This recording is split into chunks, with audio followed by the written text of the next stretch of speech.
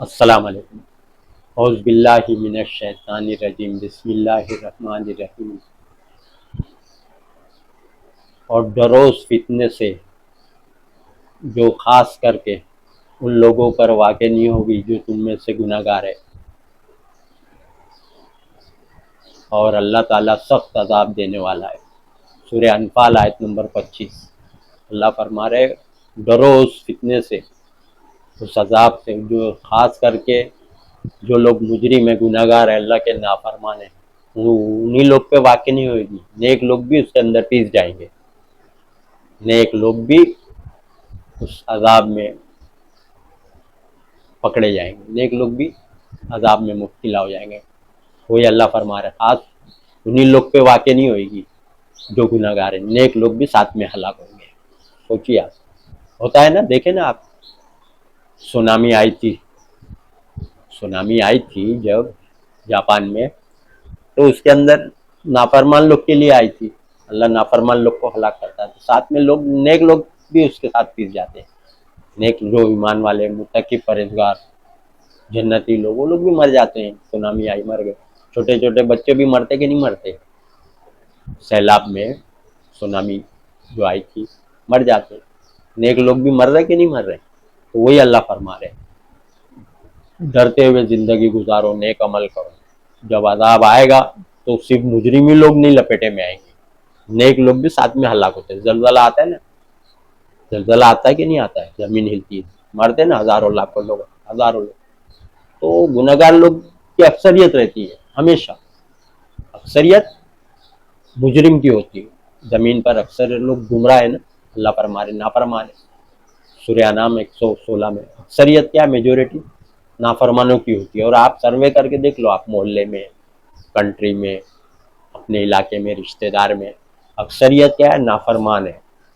کم لوگ متقی پرہیزگار ہو۔ قلیلا ما یؤمنون قلیلا ما تشکرون۔ قلیل مطلب تھوڑے لوگ ہیں ایمان والے، نیک، متقی، پرہیزگار۔ میرے بندے میں شکر گزار بہت کم ہے، سورہ سبا آیت 13 ہے نا۔ اکثرہم کافرون، اکثرہم لا یؤمنون۔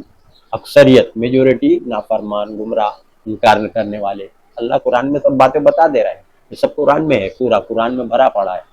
اکثر لوگ نافرمان ہیں، مالداروں نے انکار کیا، بڑے لوگوں نے، جو غریب تھے وہ ایمان لائے، سب دیا قرآن میں۔ آپ سوچئے، تو اللہ کا جب عذاب آتا ہے زلزلے کی شکل میں، طوفان کی شکل میں، سیلاب کی شکل میں، تو اللہ کا یہ عذاب رہتا ہے نافرمان لوگ کے لیے، تو اس میں نیک لوگ بھی ہلاک ہوتے ہیں۔ اسی لیے اللہ فرما رہے ہیں جب اللہ کا عذاب آئے گا تو یہ مت سوچو خاص خالی گناہ گار لوگ ہی پکڑے جائیں گے، اس میں نیک لوگ بھی مر جاتے ہیں۔ خیر نیک رہیں گے تو کوئی غم کی بات نہیں، مر گئے سیدھا جنت ملنے والی ہے، روح بھی آسانی سے نکلے گی نیک لوگ کی، سمجھا آپ؟ اور یہ لوگ کی سختی سے نکلے گی۔ موت دونوں کو آتی نا، زلزلے میں یا طوفان میں، یا آگ لگ گئی یا سیلاب، تو دونوں کو موت آتی، نافرمان لوگ کو بھی، نیک لوگ کو بھی۔ تو نافرمان لوگ کی روح قبض کرتے فرشتے، منہ اور پیٹھ پہ مارتے ہیں۔ سورہ محمد آیت 27 دیکھ لو، بڑی سختی سے نکالتے ہیں، ہے نا۔ سورہ نادیات میں آیت نمبر 1 اور 2۔ اور آسانی سے کس کی نکالتے ہیں؟ نیک لوگ کی روح قبض کرتے ہیں آسانی سے، جنتی لوگ کی۔ تو موت دونوں کی آتی، تو ادھر مار پڑتی، سختی سے نکالتے ان کی، آسانی سے، نرمی سے، سلام کر کے، فرشتے سلام کرتے۔ سورہ نحل آیت 32، روح قبض کرتے ٹائم۔ تو اللہ کا عذاب آتا ہے جب زمین پہ، تو اس کا جواب دیا ہے کہ خالی اللہ نے، کہ نیک لوگ سوچیں گے ارے نیک لوگ بھی پیس گئے، سب بچے چھوٹے چھوٹے سب جنتی ہوتے ہیں نا، چھوٹے بچے تو 1 سال 6 مہینے، 2 سال 5 سال 10 سال کے، 5 سال 4 سال کے، سب جنتی رہتے، سب مرتے کہ نہیں؟ تو سیلاب آیا، آگ لگ گئی، زلزلہ آیا، تو سب نیک لوگ بھی مرتے ہیں۔ متقی، پرہیزگار، نمازی، جنتی، شرک بدعت سے پاک لوگ کو بولتے ہیں متقی، پرہیزگار۔ تو وہی اللہ فرما رہے سورہ انفال آیت 25 میں کہ جب ڈرو اس فتنے سے جو خاص کر کے انہی لوگوں پہ نہیں واقع ہوگی جو لوگ تم میں سے گناہ گار ہیں، مطلب نیک لوگ بھی اس میں ہلاک ہو گئے۔ کوئی بات نہیں، نیک ہے تو سیدھا جنت ہے۔ موت کیا ہے؟ موت تو مرنا ہی ہے۔ جنتی لوگ کے لیے تو راحت ہے، دنیا کے امتحان سے چھٹکارا، آزمائش ہے نا جنتی لوگ کے لیے۔ اور نافرمان لوگ کے لیے تو پھر سیدھا ہلاکت، اور بڑی سختی سے روح قبض کرتے مارتے ہیں۔ تو آج فساد کی شکل بدلتے رہتی ہے ہر دور میں، سمجھے آپ؟ ہر 5-10 سال میں کبھی زلزلہ آ رہا ہے تو کبھی سونامی، سیلاب آ رہا ہے. تو آج کل تو مار کاٹ فساد چل رہا، بمباری دیکھ رہے نا فلسطین میں، ہے نا، بمباری چل رہی، وہ بھی ایک عذاب کی شکل ہے، سمجھا؟ اس میں ایک عذاب کی شکل ہے، دوسری نیک لوگ بھی اس میں مر رہے، ہے نا. عذاب کی شکل یہ ہے کہ وہاں نافرمان لوگ جتنے تھے ان لوگ کے لیے وہی چیز عذاب ہے. اللہ کی نافرمانی میں اگر زندگی گزار رہے، کفر شرک کر رہے، ماڈرنزم، ناچ گانا، فیشن، جینس پینٹ لڑکیاں پہن رہی، جینس پینٹ پہن کے ٹی شرٹ، سب اللہ کی نافرمانی کر رہے، منہ کھلا، سب کو چہرہ دکھاتے پھر رہے. متقی لوگ کم دکھتے، دیکھو چہرہ ڈھکا، متقی پرہیزگار کم دکھتے، اب سب چہرہ کھلا، ان لوگوں کو لگ رہا ہے حجاب ہے، پردہ ہے. دنیا کے جھانسے میں علماء کے فتوے پہ چل رہے، اللہ کا فتویٰ نہیں ہے. اللہ کا فتویٰ یہاں ہے. اللہ کس کو حجاب بولا ہے؟ آڑ، بیریئر، نہیں دکھنا، سمجھا آپ؟ نہیں دکھنے کو حجاب. موسیٰ سے اللہ نے بات کی حجاب میں، اللہ نے موسیٰ سے ہم کلام کیا، کیا لکھا ہے؟ حجاب میں. تو کیا اللہ کو دکھے گیا؟ وہ اللہ کو دیکھے؟ موسیٰ دیکھ رہے تھے کیا؟ تو نہیں دکھ رہے، اللہ نہیں دکھے، صرف آواز. تو حجاب میں بات کی اللہ نے. تو حجاب کس کو بولتے ہیں؟ نہیں دکھنے کو، سمجھا آپ؟ حجاب کر کے بیوقوف بنائے میڈیا والے لوگ نے، نیوز چینل چلا کے فورن میں دکھا رہے، پکڑ رہے عورت کو چلتے ہوئے جا رہی، کافر مشرک چل رہے، یہود نصارہ چل رہے، کرسچن، تو ان کو پکڑ کے اسکارف پہنا دیتے، بولے حجاب. یہ باقاعدہ پلاننگ سے حجاب کا پروپیگنڈا کیا گیا کہ یہ حجاب ہے، چہرہ کھلا، خالی ایک ٹکڑا یوں سر پہ ڈالیے، حجاب. سب سازش ہے، سمجھو آپ، سازش کو سمجھو آپ. میڈیا جو دکھاتی سب لوگ سوچ رہے کہ یہی حجاب ہے.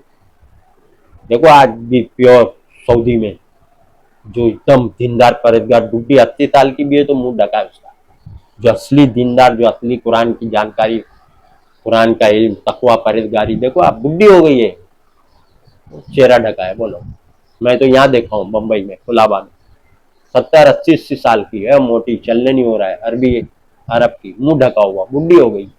تو یہ ہے صحیح حجاب، پردہ.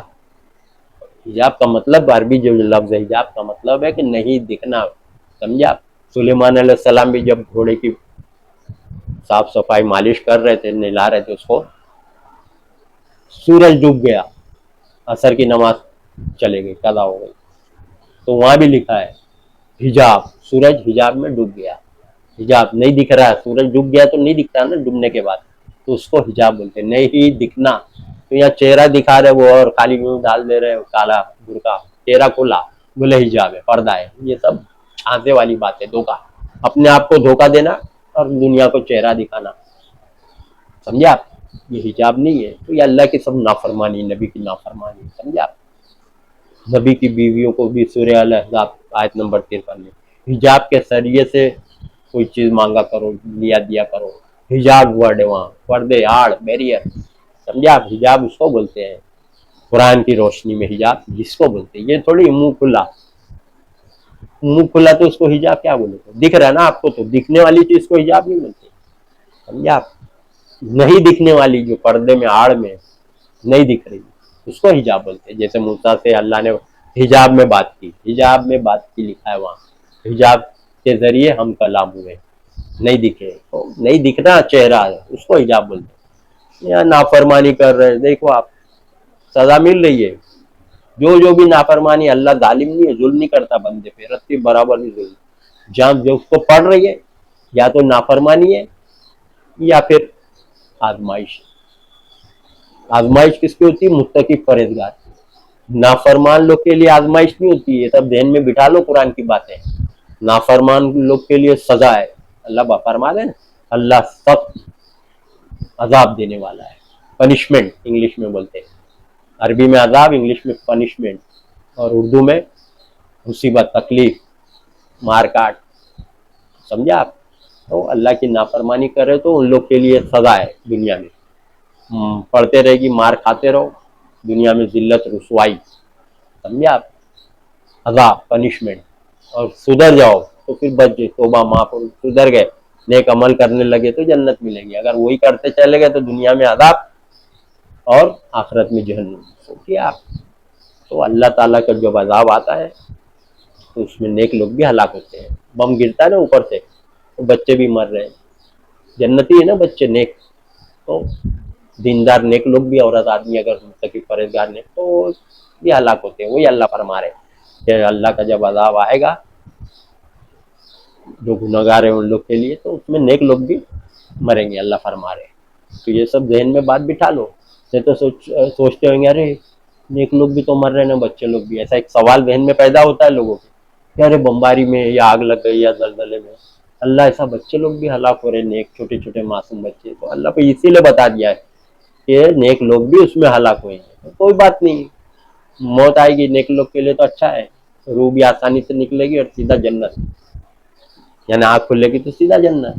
جس دن حشر میں آنکھ کھلے گی تو سیدھا جنت ہے نیک لوگ. لیکن لوگوں کے ذہن میں جو باتیں بیٹھی اس کو واضح کرنے کے لیے اللہ نے بات بولی ہے سورہ انفال میں کہ جب ہمارا عذاب آئے گا فتنہ تو اس میں صرف گناہگار ہی لوگ نہیں ہیں پکڑے جائیں گے، نیک لوگ بھی اس میں عذاب میں مبتلا ہو جائیں گے، اسی میں ہلاک ہو جائیں گے.